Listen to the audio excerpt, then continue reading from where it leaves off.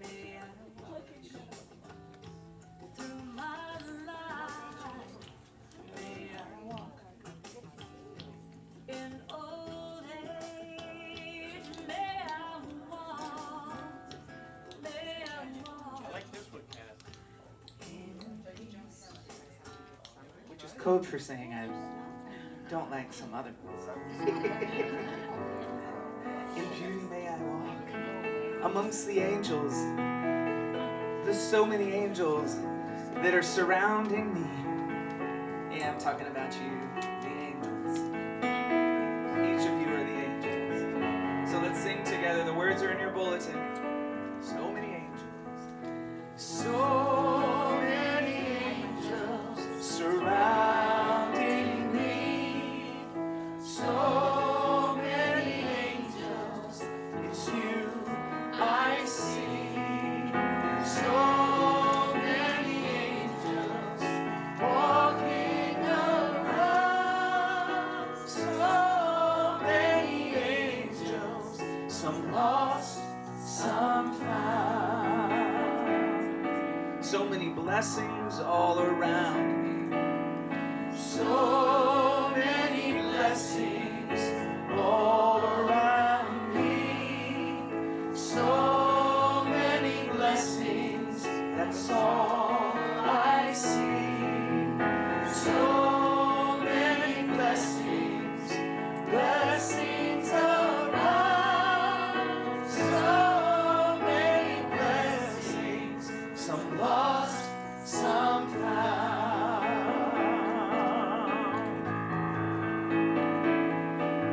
So many blessings, so many blessings, so many blessings all around me.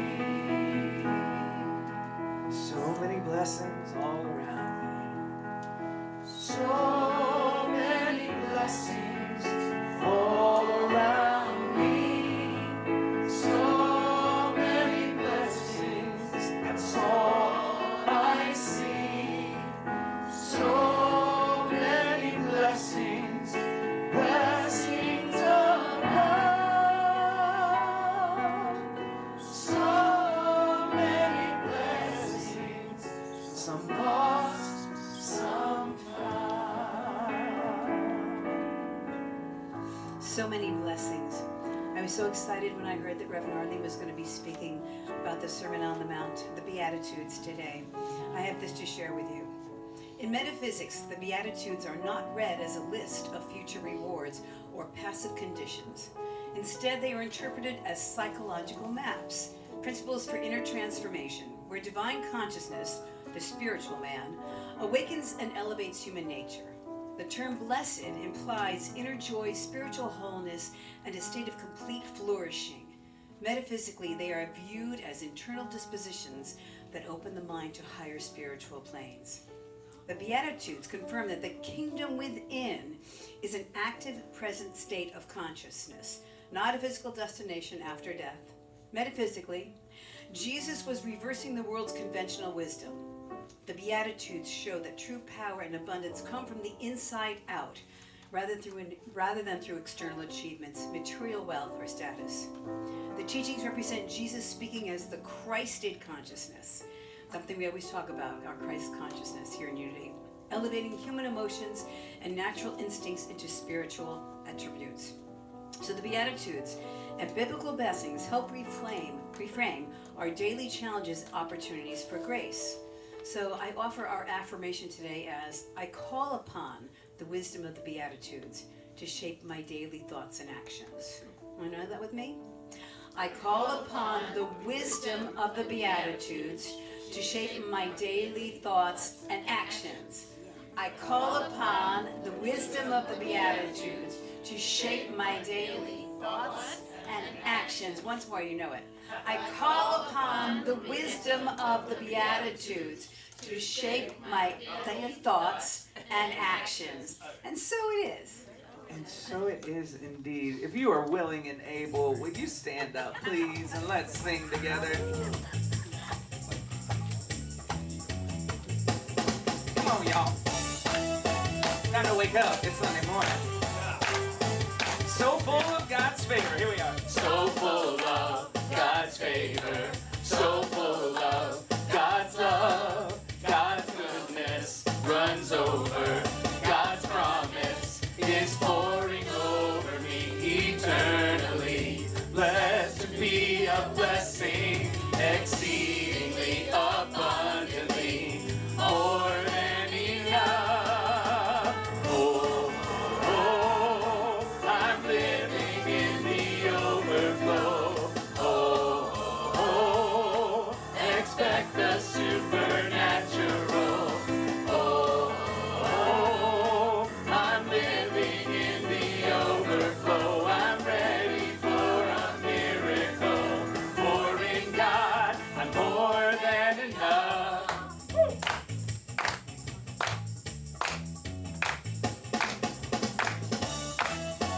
Going back to the top, y'all. So full of God's favor, so full of God's love.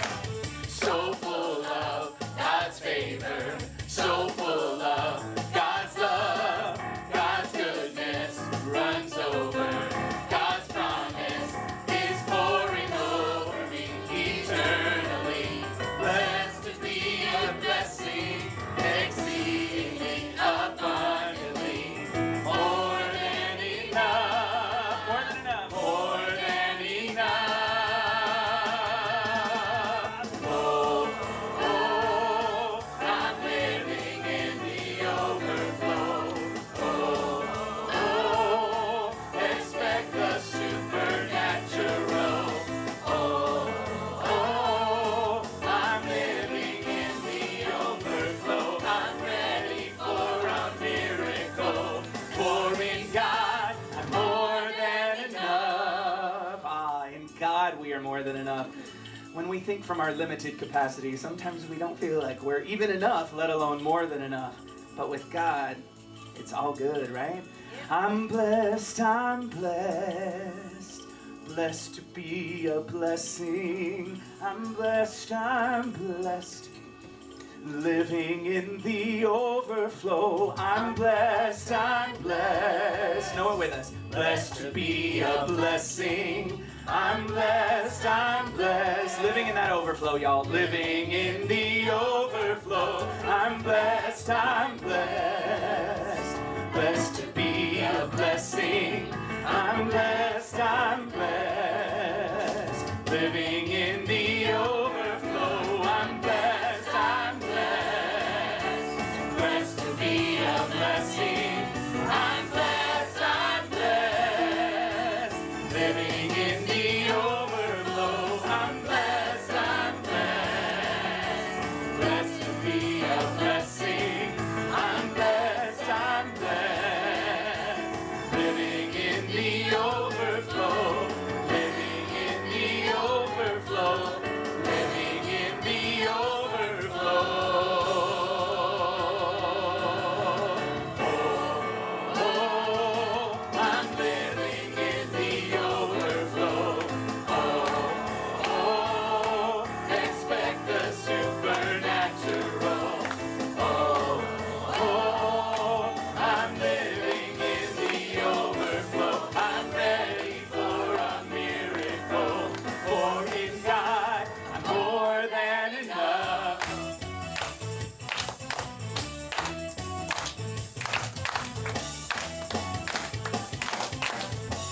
It's great ending. Oh, y'all got it. Why don't you go find somebody and give them a hug and wish them a happy Sunday.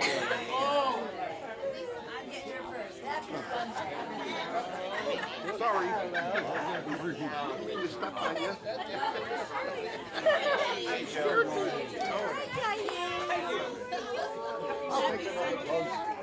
Hey, how are you, guys?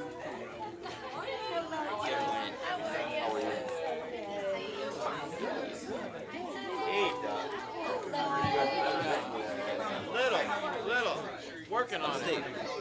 Doug, there Dave, how are you, buddy? Good to see you. Good to be back. Thank you. Lee. What up, yo?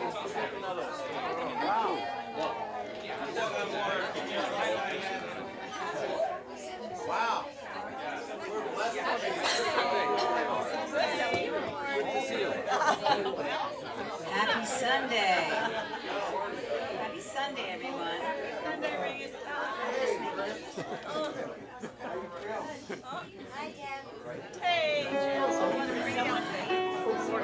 Sorry, I'm Welcome, everybody. I can attest. Oh, Maria and Andre are here. Yay! Hey, everybody. Hey, everybody out there in YouTube land as well. Happy Sunday. If you're here, I can attest to the fabulous hospitality that awaits us at Fellowship Hour. Thanks to Sherry and Joe D'Elia. I decided to sample something to make sure it was okay for you all, and it's fine. It's fine. So, welcome everybody. I'm Reyes Katona Bennett, and I am honored to be your platform assistant today. And at the keys, we have our music minister, Mr. Kenneth Gartman, one of the most wonderful musical directors in New York City and beyond, infinity and beyond. And we have Reverend Arlene Meyer as our speaker today. She's a unity minister, a motivational speaker, and life consultant for over 30 years. Helping people transform their lives. She served at several Unity churches, and thank God we have her now, and has authored several books. Reverend Arlene is also available to provide pastoral care and spiritual counseling. I'm so glad that I get to be here today when she's speaking, because I love when she speaks. I'm just wondering if you're going to be able to be seen above this podium, Arlene. She's very petite. She's very delicate flower. Anyway. Is there anybody here who's for the Kevin's looking like, oh my God. Is there anybody who's here for the first or second time? Anyone at all, first or second time, third time? Bless you all then, thank you. It's good to have you all here again. I would like to convey some announcements, and so I shall. If you look in your bulletin, I will just briefly hit upon them. Every Wednesday we have Lessons in Truth, led by Andrea Krollman. Is that happening? It's happening, right? Okay. And then this Saturday we have the open mic. We do. Who's singing? Megan Rooney. Okay. Come to open mic. Come to open mic, yes. Whether you're just up for a nice night of entertainment or you want to get up and do something. Yeah. Either way. But doors open at 6:30. And if you want to do something, you got to get here because it fills up and it's a lot of fun. And then on the 21st, we have the drum circle here with Kevin Makarevich. On the 26th, after our service, we have the community meeting. So make sure you're here for that. And then on the 26th, we have a potluck and birthday celebration. We have that at the final Sunday of every month. So please bring a dish to share. And save the date, August 2nd, beach picnic at Sherwood Island. Save the date. Come in your August 2nd. shorts. Come in your comfy summer attire. Yes. I mean, most of you do anyway, but I give permission to people who are up here, choir people, everybody. I'm going to be in shorts. It's on the beach. Bring your We're going bathing to the suit. beach, you know? Exactly. And then Is that those? And Reyesa is doing a show. It's called Katona in Kittredge at Music Theater of Connecticut on Saturday, August the 8th. So there are flyers out there. There are flyers over there. There are things right here as well. yeah, So, over there, yeah. so check Thank it you. out. Thank you, Kenneth. Yes, I do hope you come. And now, back to our regularly sponsored show. We are going to light the Christ candle. Now, in Unity, the Christ is a consciousness. It is not Jesus' last name. It's the highest consciousness that we all share, the Christ itself, which I actually mentioned in the first reading. And it's a good time to remind ourselves that at any time we can reach in and say that the Christ in me is awakened now, during those times when we forget that there's a Christ inside of us. So would you like to know that with me? The Christ in me is awakened now. Let's say it 2 more times. The Christ in me is awakened now. And once more. The Christ in me is awakened now. So it is. I am so grateful, so grateful, grateful for all the love that I have. I am so grateful, so grateful, grateful for all the love that I have. Everywhere I look and every face I see is love reflected, shining back just give thanks for all these simple things. The joy and peace that gratitude brings. That's why I'm grateful, so grateful. Grateful for all the love that I have. I am so grateful, so grateful.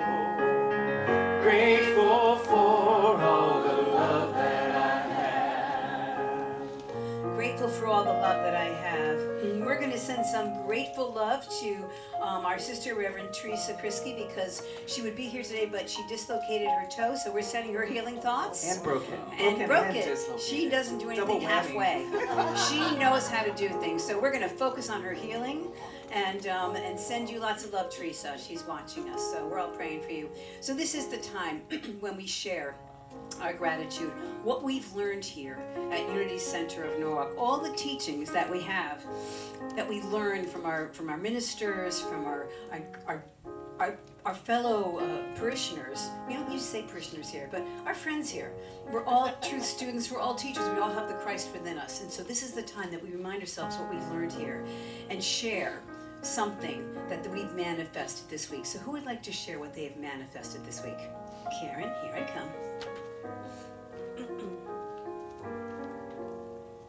I am so grateful to know that we live in a universe that doesn't know big from small. Case in point, I figured this was the perfect story to share here in this very musical environment. So I am obsessed with Barbara Streisand's memoir. I don't know if any of you have watched it. I've actually listened to it 3 years ago. Yes, it is. It's very long. But I did miss having her voice in my ear. So anyhow, fast forward to about a week ago, I had the thought to give it to a friend whose birthday is coming up next week. And he's like, oh yeah, I would love to read this memoir, because we were talking about different memoirs. And so I thought, oh, maybe I'll just give him my copy. I've never cracked it open because I listened to it. Oh, maybe I'll order it from Amazon. And so I go to my other church, otherwise known as Goodwill, and I'm walking by the bookshelf, and not tucked away on the shelf because I hate combing through things, but just lying open for me to see it, was Barbara Streisand's memoir. So it's just such a reminder of how we don't really have to search, and what we're looking for is looking for us. Absolutely. Did you buy it? Oh, yeah. Oh, yeah, okay. At a bargain price, I might say. So I was recording a show at the Green Room 42, and Barbara Streisand was one of the three performers that this performer was sort of. Stephen Grinberg. Stephen Grinberg. No, Natalie. Natalie Douglas. No. Come on. Keep going. No. But I know. Okay, so a couple of coincidences. I ran into Ben Cavello was the music director, and I had worked with Ben and Darnell White. Anyway, there was some cool coincidences there. So, but the cool thing was, I was so afraid. I was sort of thinking about this whole setup. She was going to be out in the audience, on the tables and everything else like that. Not on the tables, but and so I was like, how can I do this? I can't do this on my own. And she goes, well, you have two cameras, you're going to have two angles, right? And I said, well, we would have to hire another videographer for that. And so I've made a friend through the years, and we've traded off work like that before, and so I was able to get him on board, and it was a wonderful show, and she was very happy. But it's trusting, what you hear, and this place is all about that. It's all about listening and staying with your discomfort and moving through. Absolutely. That's actually something I talk about in my new show, is that listening for the sounds, listening for what the universe is saying to you, and then saying yes to it. Who else has something they'd like to share? Okay. I'll share. All right. I just want to say that I'm happy that my grandson, 7, is here, and that he's very well behaved. So far, so good. So far, so good. All right, let's take a moment, let's take a breath. Let's take a breath together. Let it out. We give thanks. There is only one of us here, as we are all the beloved children of our Father, Mother, God. So the good news of one is the good news of all. And for this we say thank you and amen. So this is where we go into our God vibration. which will lead us into our meditation with the Reverend Arlene. So we just take the word God and we go like this.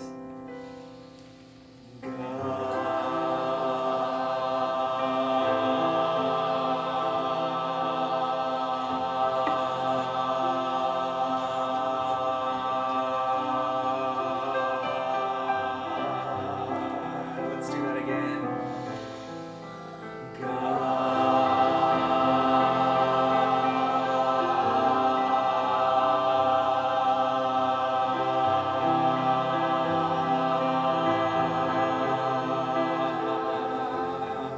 One last time, y'all.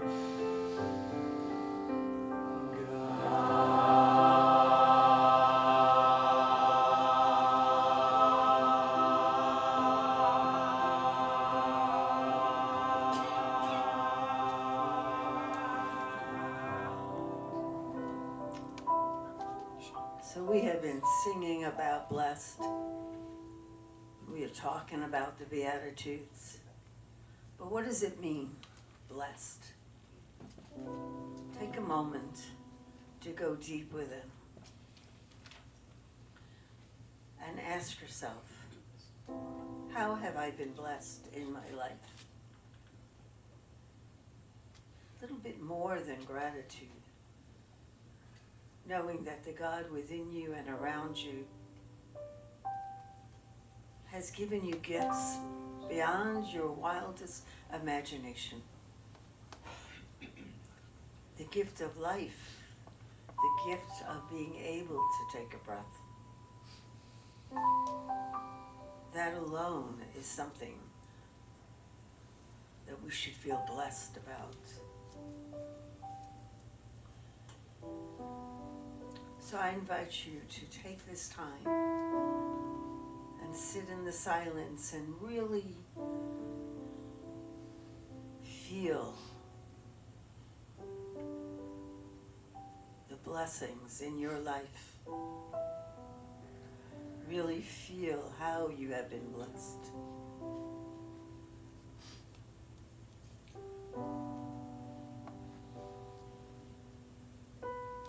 And just bask in that sunlight of the Spirit that fills you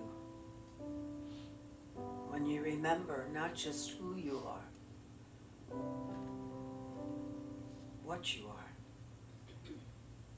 and how you are in this world. We are the hands and feet, the ears and mouth of God. And that's what the Beatitudes are all about. So I invite you now to take a couple of minutes sitting in the silence, appreciating that, becoming aware of that, and being grateful for that.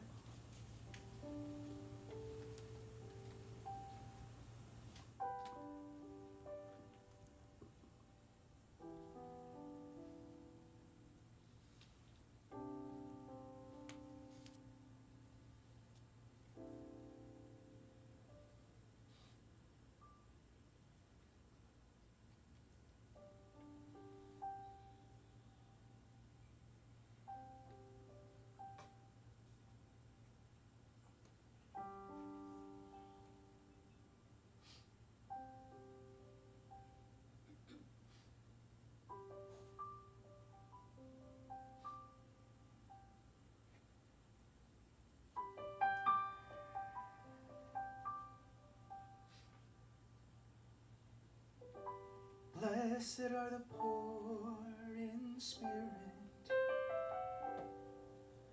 for theirs is the kingdom of heaven. Blessed are they that mourn, they shall be comforted.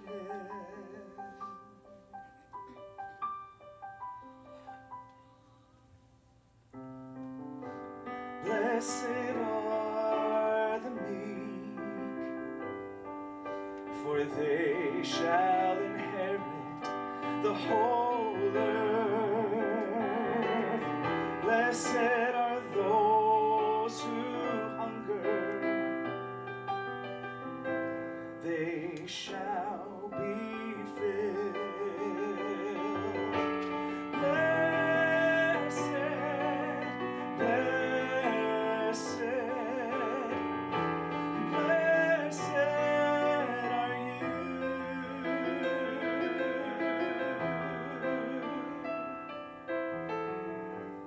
Blessed are the merciful,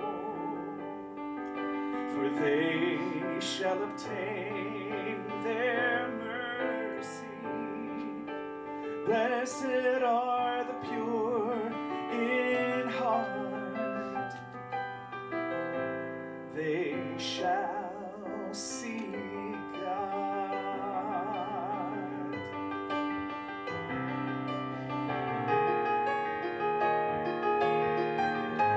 Blessed are the persecuted for righteousness' sake, for theirs is the kingdom of heaven. Blessed are you when you are put down for my sake, for great is your reward in heaven.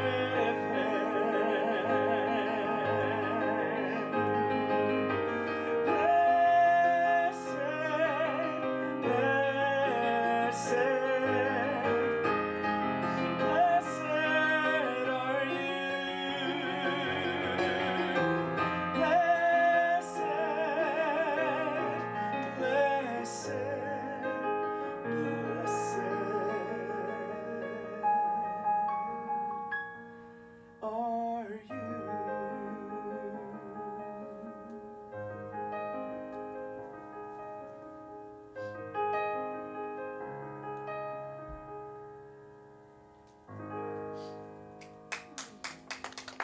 Thank you. So I think I'm going to go home because between the affirmation and the reading and kind of the song, I don't really need anything else. So you can all go home. We can go to the beach maybe today because you've already heard everything I was going to say. But, you know, I just want you to think a minute. You know, this is the only sermon Jesus ever gave. So imagine if you lived back then and this guy is walking around doing things like healing people, bringing people back from the dead, teaching with these parables which don't make any sense to most people, and then you hear he's going to do a sermon. It's like Taylor Swift is coming. I mean, everybody is spending whatever they have to spend to get the tickets. This is a big deal. This is a big deal, and it's free, which makes it even bigger, right? So everybody is rushing to hear what he has to say. Now, he could say anything he wants, and people would be amazed. And he decides to talk about these Beatitudes. So the word Beatitude means blessing, but it's really, he's talking about spiritual demonstration. So often we think, you know, the Jewish people, they had the 10 Commandments, and the 10 Commandments are very definite. You know, don't do this, don't do that, don't do this, don't do that. If you do these things, you're going to hell. Or the Jewish people don't believe in hell like Christians, but, you know, it's like, thou shalt not kill, thou shalt not rob, thou shalt not convert thy neighbor, thou shalt not, and you're like, okay. Jesus comes in and he goes, Blessed be the poor in spirit. Blessed be the meek. Blessed be all of this. And, you know, each Beatitude, there's so much. I have to tell you, I've done a series on the Beatitudes. It's taken a long time because when you think about each Beatitude, there's a lot of meaning. I'm not going to try and do that today because I don't have the voice to do it, and you're not couldn't be here that long enough. But what I want to do is talk about the first one. So Jesus had all these Beatitudes he wants to talk about. So what does he talk about first? Blessed be the poor in spirit. Now, a lot of people hear Jesus saying this, and what they hear him saying is, blessed be the poor. So right away they're thinking, oh my God, I got 2 cars, I got a house, I'm going to Paris, I got all this stuff going on. Does that mean I'm not blessed? Do I have to be poor? But that's not what Jesus is saying. In fact, Jesus said it differently in the two Gospels. In Matthew spoke to middle-class Jews. So when Matthew said this, Matthew said, blessed the poor in spirit, because he didn't want to tell those middle-class Jews, blessed be poor, because they weren't poor, right? Luke spoke to a different audience. He spoke to an audience of people that had less. And so he said, blessed be poor, the poor. And so we have come up thinking that Jesus was telling us that it's blessed to be poor and we're cursed if we're not poor. And so, it says in the Bible, money is the root of all evil. So we think what it's saying is money is the root of all evil, but that's not what it says. It says the love of money is the root of all evil. You see, money isn't the problem. And Jesus was talking about this. He wasn't saying, Jesus never ever talked about lack or having not, or it was good. Jesus never talked about that. Everything he talked about was abundance. Everything he talked about was this God that was so giving and loving and all of that. He never said it was good to be poor. But a lot of churches have done that. They've taken that and they've beaten people up with that. But that isn't it. And so Jesus gives this story of the rich young man who wants to go follow him. So he goes to Jesus and he says, I want to be one of your followers. I want to be a disciple. I want to go off and live with you and do all of that stuff. And Jesus says to him, okay, if you want to do that, give up all your money and come follow me. And the young guy is like, give up all my money? Well, I don't want to follow you that badly. I mean, you're a nice guy, you have a great message, but, give up my house, give up my sheep, give up my goats, give up, all my sandals, give up all of that and follow you. And Jesus is like, yes. And he goes, I'm not giving that up. I mean, most people would go, I'm not giving that up. I don't even know where I'm going to wind up if I follow you. So he leaves. But Jesus was not asking him to give up his money for the sake of giving up his money. What Jesus was asking him is, how badly do you want this?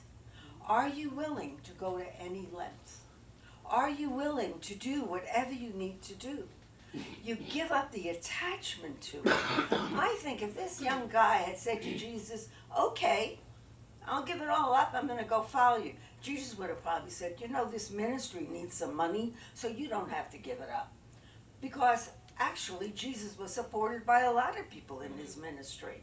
But he didn't want him putting everything he had on the money. And so a lot of people have interpreted that and a lot of other things that Jesus said as being that Jesus wanted us to be poor. And they think that they have to be poor in order to be happy. So I was married to someone like that. I love him dearly. But he really believed that, it was important to really spiritually reach some kind of deeper level, not to have anything. And so he gave away everything. And he didn't work. He gave up working. He did everything for service. And he would give things away. And when I met him, it was really funny. He didn't have a lot. And I was teaching a class on Keys to the Kingdom, which is a prosperity class. And it's based on what it says in the Bible, watch the lilies of the field, they do not toil, but yet they are taken care of by God. So he saw that, and he thought it meant he had to give up everything. So he didn't have a lot. So we put everything he owned into my car, because he didn't have a car. And we drove down to under one of the overpasses in Miami where there's a homeless tent city. And we go under there and we open up the trunk and, they're all coming to the car and he says, take everything. So people start taking things out of the trunk. But what was interesting was in the trunk, I worked for an insurance company at the time. I had a camera which belonged to the insurance company, and one of the homeless people started to take the camera. Well, I wasn't giving everything up. So I'm like, no, that's mine. I'm not giving that up. And I kind of felt for a moment like, oh my God, but it wasn't even mine. So the thing is that we don't have to do that. But he felt for him that was necessary. And one of the things he did before I met him was, and I may have shared this, he decided to prove either God is his source or God isn't. Because that's what Jesus talked a lot about, that God is the source, not just the source of our peace and kindness and love and all of that, but God is the source of everything. So he got a rickety old bicycle, he's living in Miami, and he took off on the bicycle with no money, no ID, no food, nothing, except the clothes on his back. And he decided to ride his bicycle to New Hampshire from Miami and see if God really does take care of everything. And I have to tell you, he was taken care of. He had stories. I told him, I said, you need to write a book because this would be an unbelievable book. Like one time he was riding his bike and he was thinking, I really feel like a slice of pizza. I have a craving. I have craving for pizza sometime. I don't know about you, but nothing else satisfies you but pizza. It's like on your mind, pizza, pizza, pizza. And he's thinking, I really have a craving for pizza. So he goes to a Pizza Hut and he says to the manager, he goes, I'm riding my bike and I don't have anything. Do you have any pizza that maybe you're throwing out? Because, sometimes they throw pizza out if they burn it. I'll take whatever you have. And the manager says to him, no, come into the restaurant. And he brings him a fresh pizza. He says, have all the salad you want. Here's a pizza. You don't have to pay anything. And he had pizza, like not from the garbage can, but he had pizza that had just come out of the oven. And another time he was riding his bike and he was thinking, God, I'm really hungry, God. It would be nice just to have a little something to eat. And he goes a bit, and he sees on the side of the road a little like school lunch bag, like probably there's some child left. And in it was this nice wrapped sandwich and an apple, just like so lovingly wrapped. And he was like, well, thank you, God. I mean, he found lodging when it was raining without doing anything. People offered it to him. And I have to tell you, he looked like he was homeless. Yeah. Long beard, long hair, sandals, and he's wearing one thing of clothing the whole time. And yet people were so giving. And he realized that he could be taken care of. So we meet, we get married, and now he's like believing, he doesn't want to keep anything. So he gives things away, and I would give him a gift and he would give it away. So I said, you know what, from now on, I'm not giving you anything. Like, you need a computer, I am buying this computer and I am loaning it to you. It's not yours. Because I knew if it was his, he would give it away. So I said, this is mine, and you get to use it. But the thing that I learned from him is not that I was going to give everything away, but the thing that I learned from him was the fact that when we realize that God is providing for us, and what Jesus is saying is, we need to be poor in spirit, meaning we need to get rid of our pride. We need to get rid of our ego. We need to get closer to God. We need to realize that God is within us, that we are one with God, that we aren't so attached to stuff. It doesn't mean we can't have stuff. It means that we're not attached to stuff. Now, if you were sitting there listening to Jesus, I'm sure you might have thought he maybe was saying, give up your money. But those people who were ready to hear his message heard the truth. They knew what he was talking about. It is not about money. It is about our ego. It is being attached to who we are. Because I'm sure when they were there, they had never heard Jesus speak. They must have been thinking, I don't know what's coming, but but I think this is something that's going to change my life. Think about the first time you heard maybe the unity message or something that touched your soul and you knew that this message was something that was so important for your spiritual growth that you knew that your life was never going to be the same again. I don't know about you, but I've had that experience. You hear it, you know it, and somehow you know life can never be the same again. It doesn't mean you're going to have to give up your money, but you are not going to be the same person again. Because there's no way you can be that same person when you truly got that message that you know is coming from Spirit. It is coming from the universe. It is saying to you, this is what you are supposed to be. This is what you are supposed to be doing. And so I got that message, and my husband and I got married, and he always used to say to me, I was an insurance agent, and he said, I don't know how you do that after having this spiritual experience you had. Now, I was making good money, I had a good job and all that. I said, I have a good job, I'm my own boss, and I'm making good money, and I have a nice car, and blah, blah, blah, blah, blah. I said, I can do both. I can do this and be in alignment with what this experience I'd had. Time goes by, Hurricane Andrew hits Miami, and all of a sudden the industry changes. And all of a sudden, what I'm being asked to do and say goes against everything that I believe. Everything that I knew I was supposed to be doing. Everything that meant something to me. And I told him, I said, I'm quitting my job.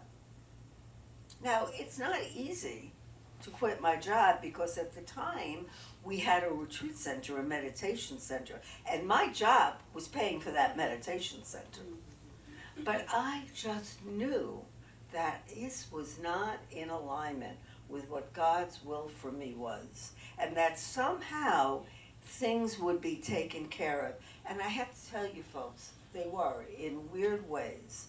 So when we know what it is that we are supposed to do, we have to be willing to let go of our self-will, our ego, which tells us we have to do this, we have to be this, we have to do that, and ask ourselves, am I living in alignment with God's will for me? What is it? What is it we were created to be? That's what Jesus is talking about. He's talking about truly getting to where you are, where God wants you to be, and living with that, not concerned with all this other stuff. When he did the Beatitudes, so when you think about it, he's, at that time, they were like us. They believed do everything you can do to be rich and powerful. Toughen up, harden yourself against feelings of loss, measure your success by how much of the time you were thinking only of yourself and your own happiness. Be independent, be aggressive, be thirsty for a higher status. Want to be on the top of the pecking order. Strike back when others strike you. All of that. That's the way they were living. That's the way we live today. And then Jesus comes in and talks about love and mercy and prosperity and spirituality and abundance and all of that. And they're being asked to not only think, but think differently. Because Jesus asked people to think differently. So I had, I told you about my experience with Jesus where my headache was gone, my migraine. So I was I was doing a Buddhist meditation retreat. And I had done 3 days, but this was my first 10-day. And I was a little nervous about it. So I'm in this Buddhist retreat center in Massachusetts, and I am just not meditating.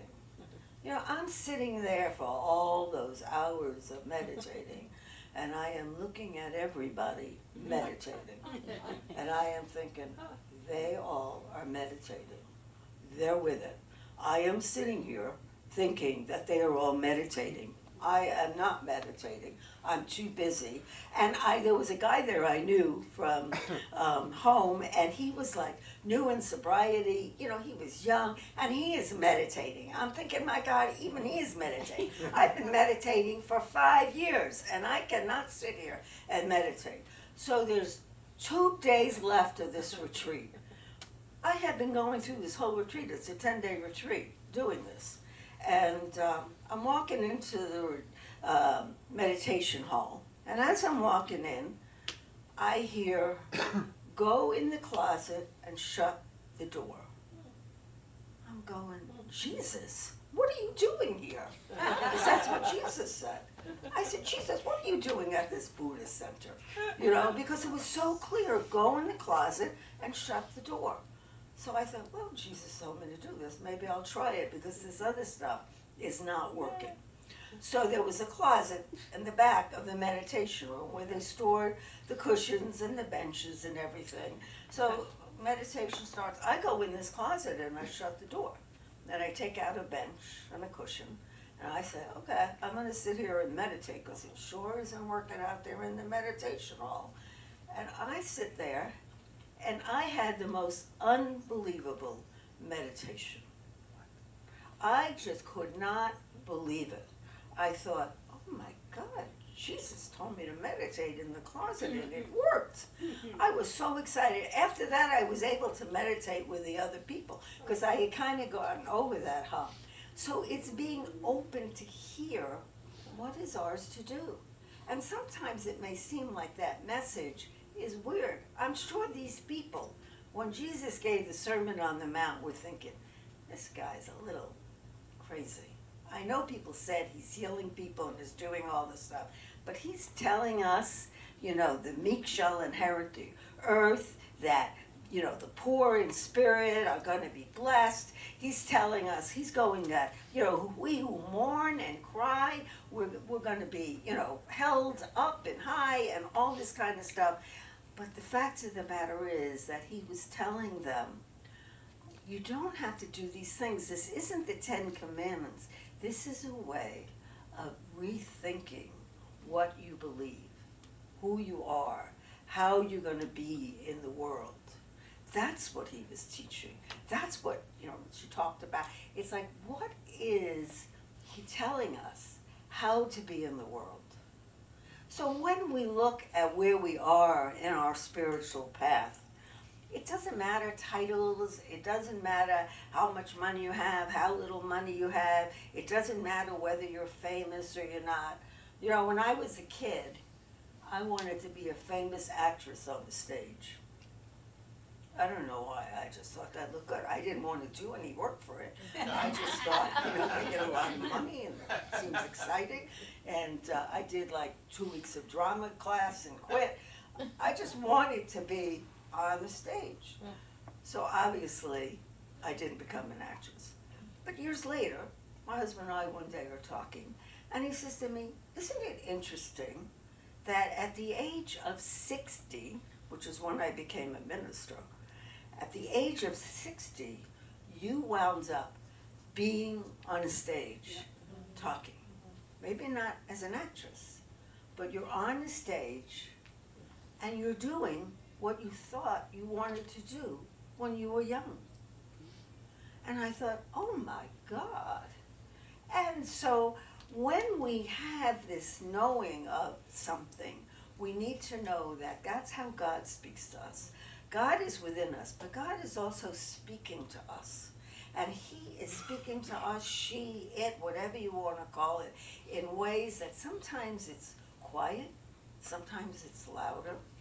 But when we listen to it, life goes easily. When we don't listen to it, very often things happen. So I always say, you know, God speaks to me gently. It's like a nice little knock on the door, but I don't listen. God knocks louder. I still am not listening because I am set in my path. And then all of a sudden, God blows the door off.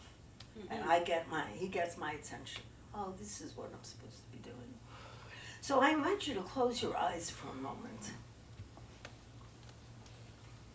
This is a change in our attitude. This is a change in our being. This is a change on who we are in this world.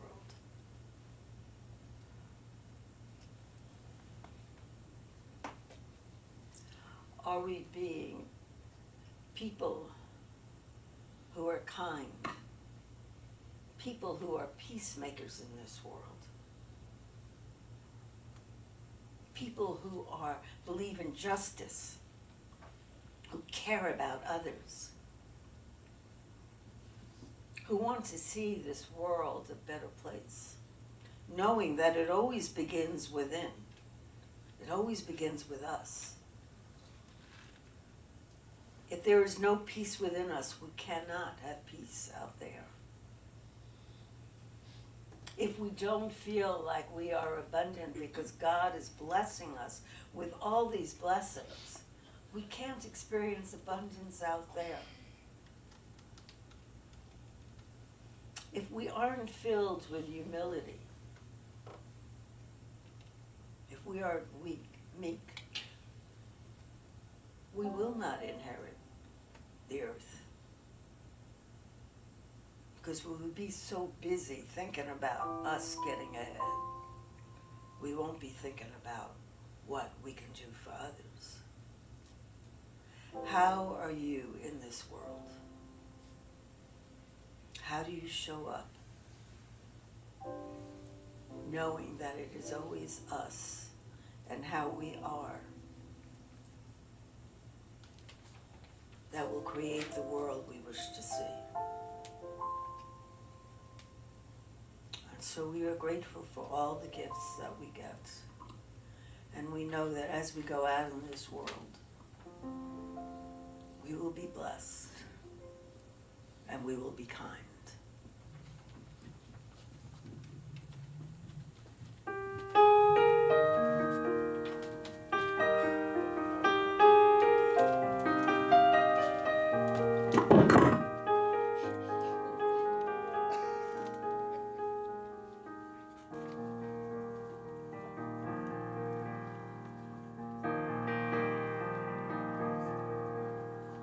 So many things we can't control.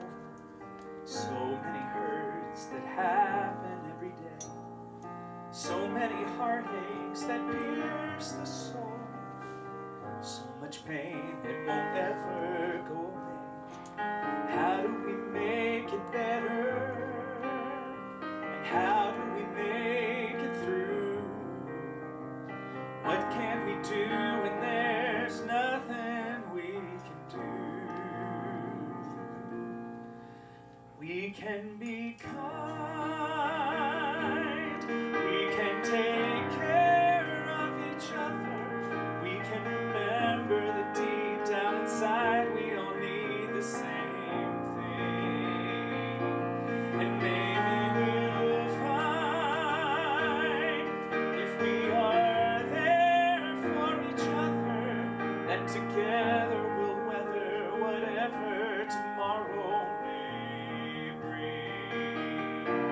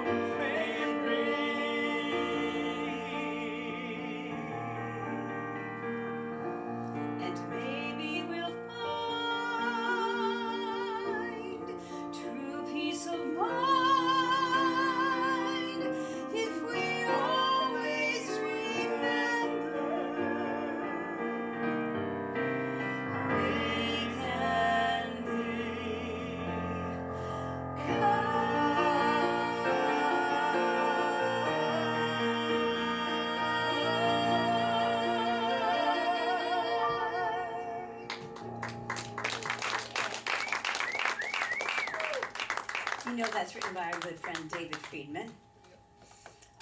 So, by the way, I forgot to introduce Karen, our prayer chaplain earlier. Karen is here to hold sacred space with you in the chapel afterwards. Forgive me, Karen. So, this is our time, if you've been spiritually fed here, to contribute to our spiritual co-op, because we are this church. We are this church, and we do need to have a physical structure to go to so we can see everybody every week.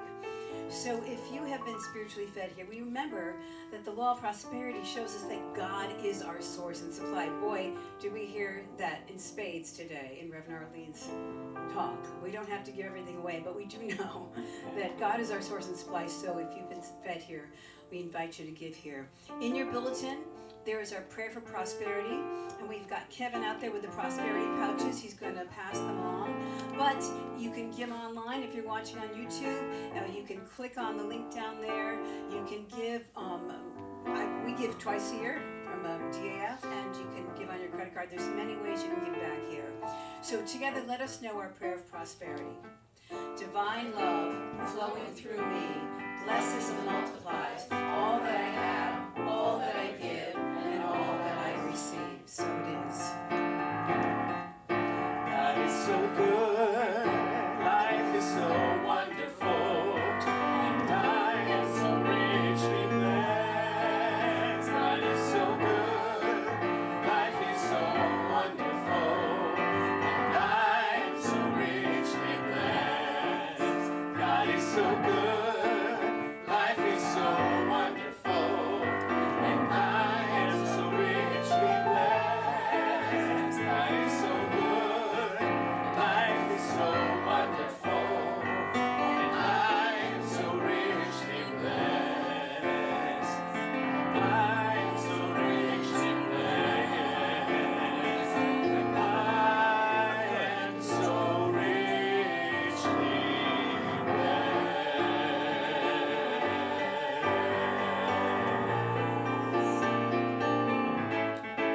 I'm going to call Karen up here so that she can pray over our blessing. She can bless our offering. And so truly I am grateful for this day, this blessed day, which brought us together to celebrate that oneness. There is only one thing happening, and that is God. It is a God of prosperity and abundance, all needs met. And so I'm grateful to bless this offering, knowing that we are, yes, supporting this institution, but we are also going out and multiplying the consciousness. For this and so much more, I am thankful, I am grateful, and I allow it to be. And so it is. Amen. Amen. Amen. Thank you. Thank you also to our volunteers today on sound, Joe Delia. We've got Karen Brelsford, our chaplain. We've got Kevin, our board member on duty. We've got, of course, Steve Bustamante on all of our audio, video stuff. Of course, we have the wonderful Kenneth Gartman.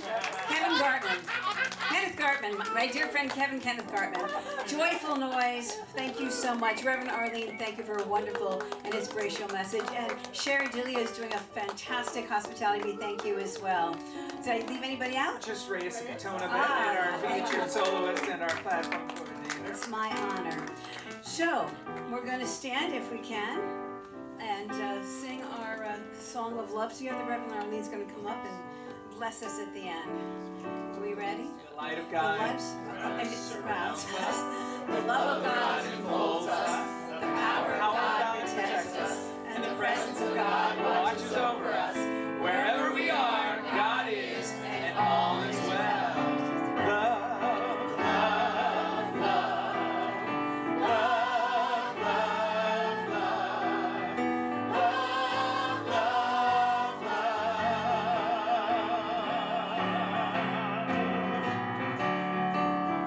All you need is love.